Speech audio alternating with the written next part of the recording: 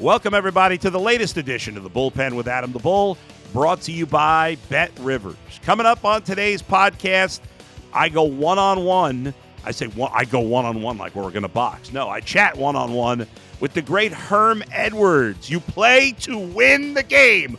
One of his many famous quotes. Herm Edwards, Jets coach, Chiefs coach, most recently coaching in college. Was a great TV personality. And the guy knows the NFL through and through. So we'll talk all things NFL, including the Browns and Deshaun Watson. I'd love to get his take on Willie Mays as well. Very sad news we got last night that Willie Mays passed away. The legendary baseball player who I think is arguably the greatest player of all time. I know a lot of people disagree with that. I think he belongs in the conversation with all the all-time greats. Willie Mays did everything well. He ran the bases. He hit for power. He hit for average. He had speed. He was a great fielder. He had a great arm. He did it all as good as any player in the history of baseball. So sad on this Juneteenth, the passing of Willie Mays, although he did pass last night. When we come back, I'm talking with Herm Edwards. We'll get into it. We'll get into football and on Willie Mays a little bit too. That's coming up next right here in the Bullpen with Adam the Bull, brought to you by Bet Rivers. You're watching Adam the Bull on the Bet Rivers Network. All right, welcome back. It's the Bullpen with Adam the Bull, and we're now joined by legendary head coach and great NFL player, longtime coach, both in the NFL and college, of course, Herm Edwards. Coach, how are you? Thank you so much for taking the time today. Well, thank you for having me on your show, and it's interesting when you think about football, kind of how it's really evolved from the days that I played compared to right now, all the media attention, and rightly so, that football brings. I mean, it has become America's game. There's no doubt about that. It's crazy. I mean, from that time, you guys played, 6 preseason games? Is that correct? 6. Only 14 regular season games. And, at that point, baseball was probably American at its time. Baseball was big in the 60s and the 70s. I came in the league in 1977. And you're right. There was 6 preseason games, 6, only 14 regular season games.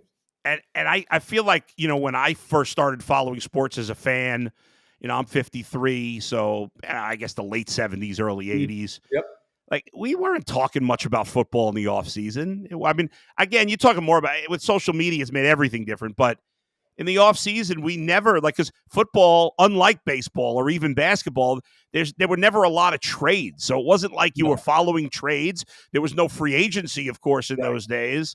So there was really not, outside of the draft, but certainly wasn't a big deal, in your day. I mean, or not like it is now. So there was not much to follow in the offseason. You're correct, and now it's year round. When you work in the league and you played in that league for as long as I was involved, it has changed. The landscape has changed, as you mentioned. Free agency, not only is the draft continues, and it's draft is one of the most heavy watched shows in the NFL, and there's not even a game being played. It's just drafting players. Yeah. I mean, it's nuts, Coach. You look at the TV ratings at the end of the year, and like 90 of the top 100 rated TV shows, forget just sports, 90 of the top 100 rated TV shows are NFL, or 85, whatever, and then probably like 7 or 8 are college football, which has passed baseball and basketball for the second most popular sport. Yeah, it's just amazing how our culture, and I think a lot of it has to do with, and it's kind of interesting because I can remember when it first came about was the fantasy football. Oh yeah, where it gets more people involved, and a lot of women all of a sudden started watching football and these fantasy games and teams, and so it's acceptance now of being a football fan and all the different ways you can view football. Yeah, I mean, I think whether it's fantasy and now with gambling being legal, it allows the more casual fan. Football is a much easier sport to bet on. You talk about baseball. Like a baseball betting line is confusing. You're like, the Guardians are minus 120. What does that mean? Unless you're a real gambler, you don't know. A football points and basketball, you never know from game to game, what the motivation of a team is, who's sitting out. Football, because every game means so much, the guys are playing to the best of their ability. And so it's just it lends itself nicely to gambling and fantasy, and that's helped the explosion, no doubt. Well, and you make a great point in the fact that the matter really is that we only play once a week. So you have all this buildup Yeah. Yeah. to a game, right? It's where baseball plays more than one game a week, Right. basketball, but football is once a week. So once that's over with, you Yeah. have to basically wait a whole week before you view another game, right? And so Right. there's all this buildup, and you get all this gathers information, and all that becomes part of it as Right. well. Yeah, and then think about just the way we analyze it. Like, I can't when the Cavs here in Cleveland, when the Cavs play a basketball game or the Guardians play a regular season baseball game, we talk about it, and maybe if there's a big story, we're going to talk about it a little more. But we're not going to go nuts about it because it's one baseball game and one basketball game. But first of all, as you know, I mean, the Browns are life here. Sure. But even beyond that, just the nature of football. I mean, every game is life and death. It feels like Yeah. a win is the greatest thing ever. A loss is a disaster, Yeah. and that's great for ratings and great for everything else. Well, you're right. And the losing part of it is you got to deal with it for a whole week. Yeah, It's not like the yeah, next day you can go play another game. You right. got to live through it, right? Yes, Sunday's the game, or if it's on Sunday and you lose a game, then you got to deal with the media. And then Monday, the big stories come out. Tuesday is kind of like, okay, by Wednesday, now you're starting to get into the next opponent, right? As far as the media goes and who you right. play next. It's just, it's fantastic the way football is really, for me, because Yeah. I'm a football guy, is really kind of taken over. Coach, I'm curious. You know, obviously you're famous for a number of quotes, but I was reading something about you, and I wanted to make sure this is true because sometimes you read something about somebody and you don't know it's true. Somebody heard it or said it, whatever.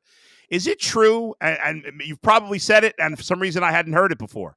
If it is true, is it true that you refused to watch a Super Bowl because you didn't want to do it till you went? Correct. That Okay, is a correct statement. that's cool. And we finally got into one, Yeah. with the Eagles in Super Right. Bowl 15. We didn't win. Yeah. I can remember after that, um, until I went back again Yeah. in pro football, Yeah. I never watched it. Wow. Now I had to watch it when I went to work at ESPN, Sure. Yeah. Yeah. Yeah. but that's when I watched another game. But other than that, I wouldn't watch it. I can remember one of my best friends, Tony Dungy, got into the game Yeah. against Lovey, Yeah. and I can remember I visited both of them. I was working, and visited both of them and go, hey guys, I wish you luck. And at that point, I was still coaching, and I was like, I'm not watching the game, Yeah. and I didn't watch That's it. wild. What was that for them? I mean, I assume if you're friends with both of them, they're friends with each other, right? What was that like for them that time? Oh, Leading I, up to I that? think it was, first of all, it was historic in the fact Yes, that two no black doubt. head coaches have reached the Super Bowl, right? And we were both we were all on the staff together. We were all there in Tampa with Tony, Right. Lovey, myself, Rod Marinelli. Mike Tomlin actually took my spot after I left. Tony had a great tree, but it was a historical moment. There's no doubt about that. I think it was just one of those deals where, growing up, I mean, you're seeing history, right? And that's a part of the league. I mean, that's what's great about sports. There's always some history to be made as sports continues to go. There's always these things that a lot of fans don't understand, don't even remember. It's like, really? And you tell people that, and they go, what? And you go, yeah, think about that. Yeah. First Super Bowl where they were, first of all, there was a history of no black head coaches. And then Sure. finally that started changing, and not where we like it to be even today. But now you have two of them that are in the Super Bowl. That's historic. It is, and it's interesting that we're having this conversation on Juneteenth, of course, and it's sad in a way that it is historic. It's sad that it should it never should have mattered. I know that's La La Land in a perfect world Right. where nobody, people. I don't know. It just sucks that we've had to have these milestones because there was discrimination. It's just as someone who grew up the way I did in New York City in a melting Right. pot of people, it's hard for me to wrap my head around it, but it's just Well, yeah, crazy. you make a good point, because if you're a athlete, whether male or female, it really doesn't matter. The one thing about sports is that there's no lines. It's just like New York. Let's say you're going to the park and you're going to play a pickup game. You Yeah, just you pick the best players you that's pick the it. best players that lost the game. They're going to play on my team now. I Yeah. don't know where they're from and what they look like. I'm just getting the best players. And Yeah. sports has always been about that. It's been about competition. And for some reason, early when football first started, there was this mindset, I guess, of it was a certain way, and all of a sudden it became almost a tradition that this is what it is. Well, finally, that tradition got broke, Yeah. and now it's to the point to where we see it in sports that it is, for the most part, the best athletes they get to play, and it doesn't matter what position they play, Right. or basically what sport they play, hardly anymore. That you're going to be given an opportunity to compete. Well, you think about the evolution of quarterback and how Mm, many yeah, great black. I mean, the fact that Warren Moon didn't play in the NFL right away, the guy's one of the greatest quarterbacks ever. yeah, I mean, it's just, guys weren't given opportunities. And not to name names, but even in as recent as Lamar Jackson, there were people like, well, he's got to play wide receiver. And I'm yeah. looking at Lamar Jackson at Louisville. I'm saying, wide receiver? That's crazy. Yeah, it's interesting, but I think this game has evolved to a point now is that especially in college, because that's where you that is the Yeah. that is your pool of talent that you actually go after as the college athletes, right? Because they become the new breed of NFL players. Because the one thing about the NFL, there's a short window. The window's it is not very long. I mean, you don't get to stay on that stage forever. Now, that's changed a little bit too. Guys are playing into their mid-30s, which is Yeah. great. But for the most part, it's a young man's game. And the influx of college talent is amazing, especially at the quarterback, because it's really revolutionized and really made us look at that position a whole lot different than we did back in the era that I played, right? First of all, there was maybe one or two running quarterbacks because that was like, no, you got to play in the system. Right. Now they allow these guys, even in college, they play off schedule. We talk about it all the time now in sports. Can the quarterback play off schedule? Before it was like, no, you can't play off schedule. You got to Right. run my offense. Well, now it's really designed of what is the quarterback's talent and what are we going to allow him to do? Yeah. It's funny. You see some of the statistics of the great quarterbacks of the 60s and 70s. I think about like Joe Namath. I think about Terry Bradshaw.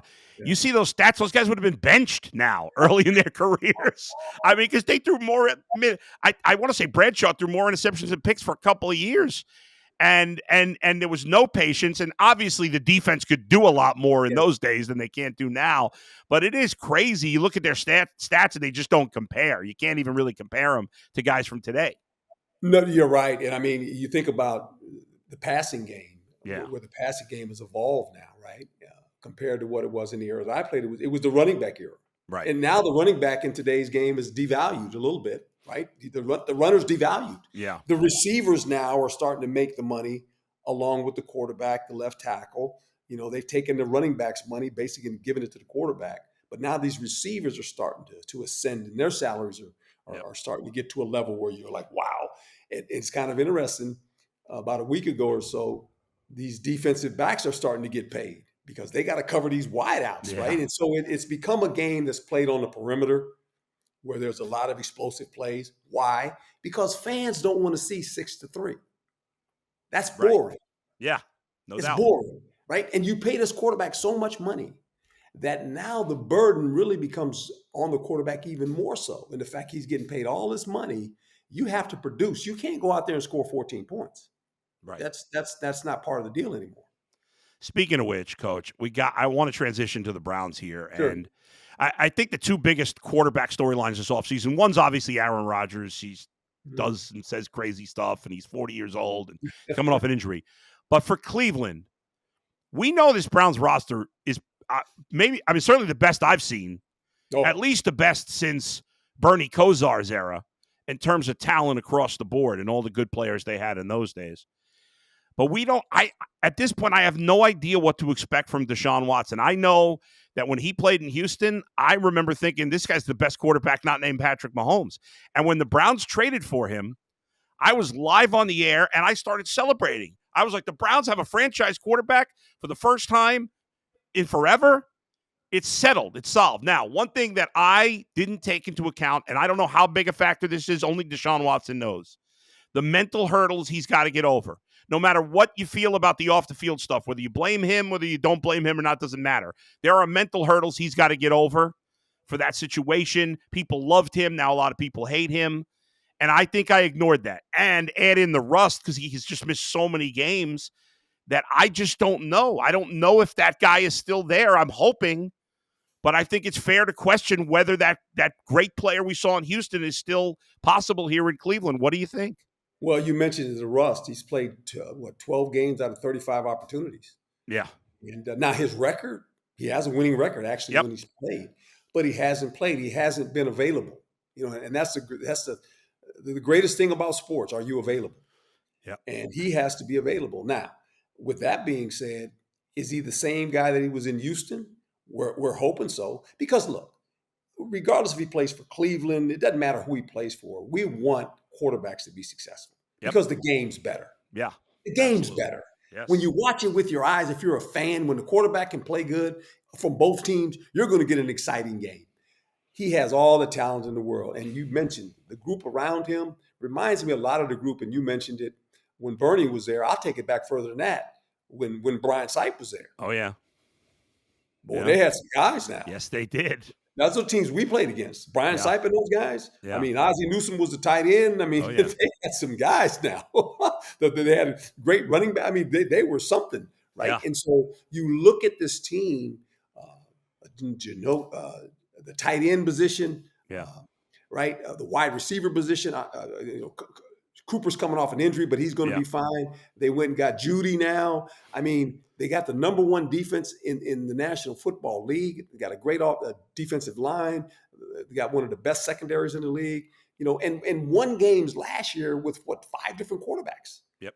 And that's a tribute to the players, to the coaching staff. Now they have Deshaun back, hopefully full strength. Let's knock on wood he doesn't get hurt. And, whether you're a Cleveland fan or not, look, I'm pulling for the guy because of everything. Now, he brought a lot of this on his own. Sure. But just being a former athlete and a coach, this is a great story. It is. If it can end right. Yeah. And he's surrounded by people that are backing him. And I think the fan base, for the most part, they want the guy to play good. Oh, absolutely. Now, he's just got to go do it now. That's right. Let's talk about another player coming off injury, and that's the most popular Cleveland Brown. I mean, the guy is an absolute legend in this town. That's Nick Chubb. I've said this once. I'll say it a million times, probably till the day I die. If you have 53 Nick Chubbs on your football team, you're going to win a whole lot of games. This guy says, is the right thing. I've never heard a bad word from anybody that's ever met him, ever. He works his ass off every moment. He's coming off a devastating knee injury, especially in his late 20s for a running back. Maybe I'm kidding myself. I've convinced myself that at some point this season, Nick Chubb will be back to normal because I think he's one of these all-time freak athletes. But he tore like 3 different things in that knee. I mean, I'm just hoping he can do it. It's hard, though, at his age. It sounds weird to say that because he's like 28, 29. Right, but for a running back, it's a little older. I don't know. What do you think, Coach? But I think in today's world, the medicine and the surgery that is required on all these things now, I mean, look, in my era, when this would happen, your career was over. Yeah, I can remember when you tore your Achilles tendon, you were done as an athlete. Wow. In my era. Yeah. That's not the case anymore. So if anybody can recover, he can. And you mentioned him, and it's kind of ironic when you think about the Cleveland Browns, all the great running backs they've had, right? Yep. And it starts with the greatest football to ever play. Football player in my mind that ever played was Jim Brown. Yep. And I say that to anybody asks me. I said, Jim Brown's the greatest football player ever played the game, guys. Yep. Period. I don't care who number 2 is. I know who number 1 is. It's Jim Brown, in my opinion. But you think about all the great runners they had there. Yeah. Jim Brown, Leroy Keys. I mean, you just go down. You go, and here comes this guy Chubb, and you go, wow, that's another running back. It's almost like the Green Bay Packers, right? And the last three quarterbacks they've had, Favre, Rodgers, and now this guy Love. Yeah. They just figure out how to draft quarterbacks. It's unbelievable. The Cleveland Browns always have a great runner. Yeah. And I'll tell you, great running backs. And what's amazing is Nick Chubb is, I want to say, 2nd or 3rd all time in the history of football in yards per attempt for running backs. Obviously, I think Lamar Jackson might be first now, but It's just crazy. He's so good. Speaking of crazy stats with the Browns, you mentioned Amari Cooper coming off the injury. Believe it or not, he is the first Browns wide receiver to ever have two 1,000-yard seasons because unlike running back, the Browns overall have not done a great job at wide receiver. Ozzie Newsome is the only other player in the history of the franchise with 2,000-yard seasons. He didn't do them back-to-back, but Cooper did it back-to-back. I think Amari Cooper is one of the more underrated wide receivers in the NFL. What do you think, Coach? And do you think the Browns, even though he's 30 years old, should extend him beyond this year after signing Jerry Jeudy?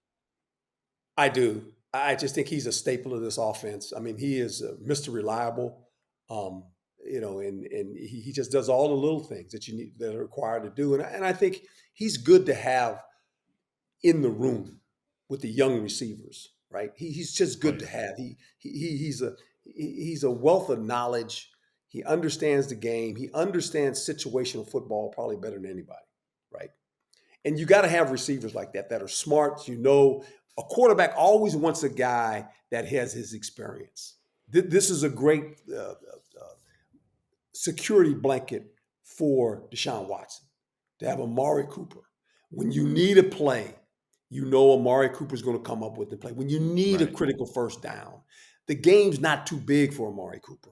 Situational football, when you got to get it, you're going to find a way to get him involved in the play. So, yeah, I mean, he's a fantastic football player. Coach, how does Myles Garrett stack up, not amongst this era, but amongst the great pass rushers of all time? Is he on that level, or does he have to do it longer? Well, no, I mean, first of all, he has more opportunities.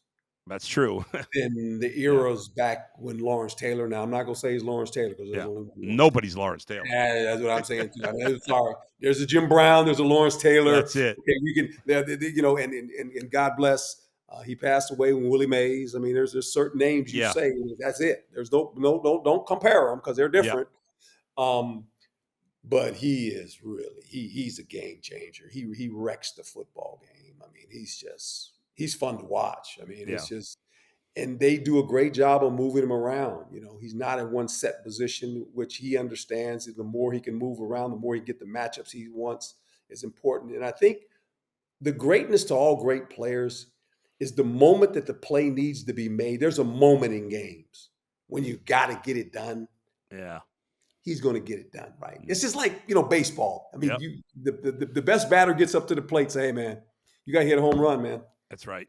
You got to hit a home run right now. And that's what they do. Yeah. And it's just, that's what he's about, and that's what makes him great. The moment is never too big for him.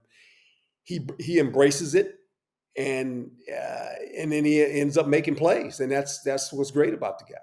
You mentioned, let's wrap it up with this, Coach, and I appreciate your time so much. You mentioned baseball. You mentioned the passing of Willie Mays. I mean, I know he was, I think, 93, 94. Yes, 93. So the man lived an amazing, long life. But it doesn't matter. No matter how old somebody is when they die, it's always sad when a legend passes away. I'm sure you grew up watching him. I mean, what's your thoughts on Willie Mays and just what it was like being a kid, seeing him play? Well, I can remember I grew up on the West Coast, so I was a Giant fan. Right? I was a Willie Mays fan, and it broke my heart when they traded Willie Mays. I said, that's against the rules. You don't get to trade Willie Mays. And later on in life, I had a charity golf tournament that I ran.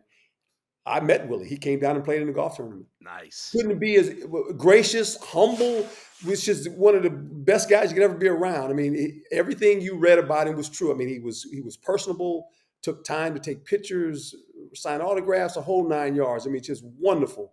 And he was a great player, boy. I mean, he did it all. He could hit, he could field, he could throw, he could steal bases. I always say this, and I don't know if this is true, but I think this is true. He had more triples than anybody. I think you're right. And here's the crazy part, and this is what I say.